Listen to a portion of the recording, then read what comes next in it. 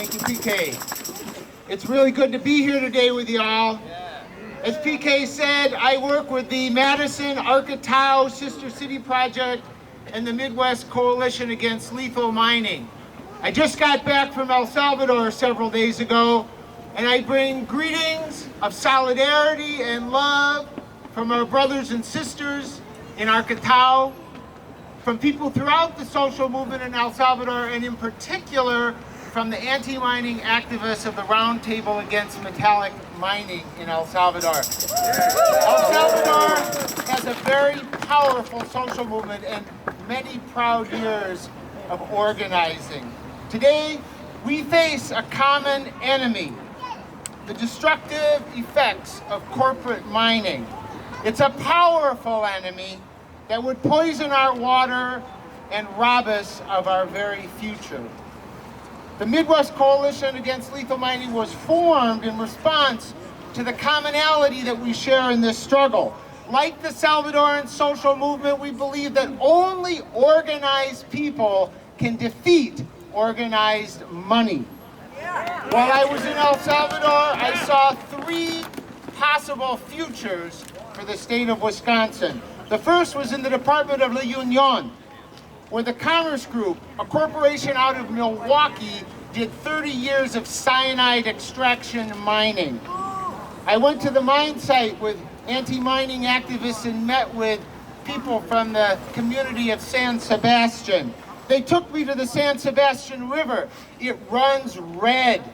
It's red, deep red, with cyanide poisoning and heavy metal poisoning. It's a dead river. That company, the Commerce Group out of Milwaukee, promised the people in San Sebastian jobs. Let me quote from one of the residents. The big mining company came promising jobs, development, and a community center, but it left us with an eternity of environmental poisons and bad health. I talked to people, I met with them who talked to me about walking an hour each way just to get potable water.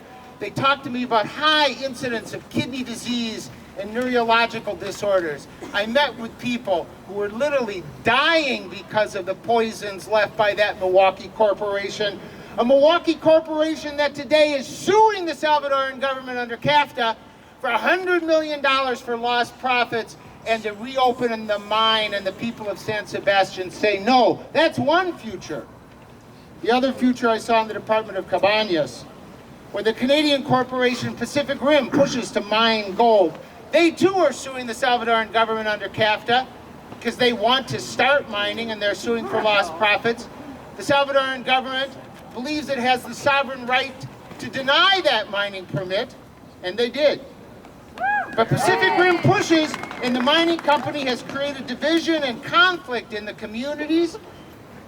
They promise jobs and money, and 4 environmental activists have been assassinated within the last couple of years, tortured, 2 of them brutally.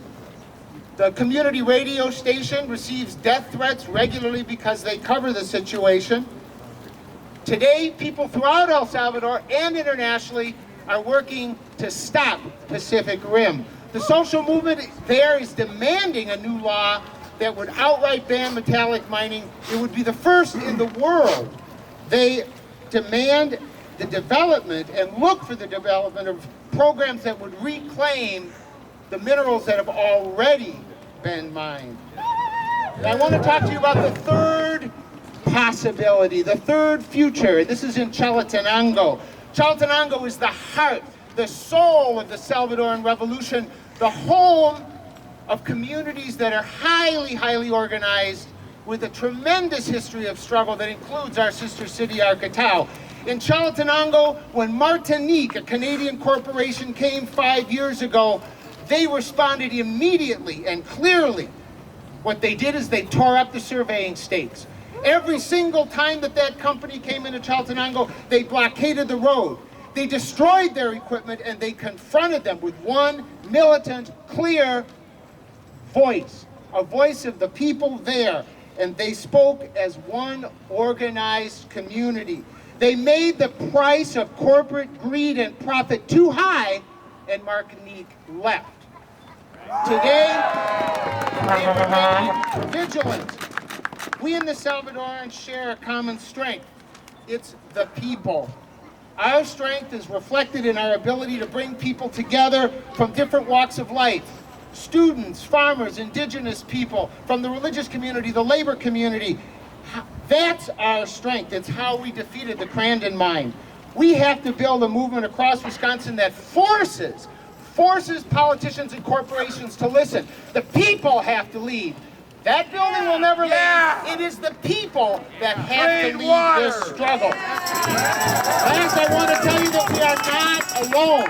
This is a global struggle. We have to build what we call globalization from below. There are people throughout the world that we have common struggle with and that we join. And today, I bring a message of solidarity.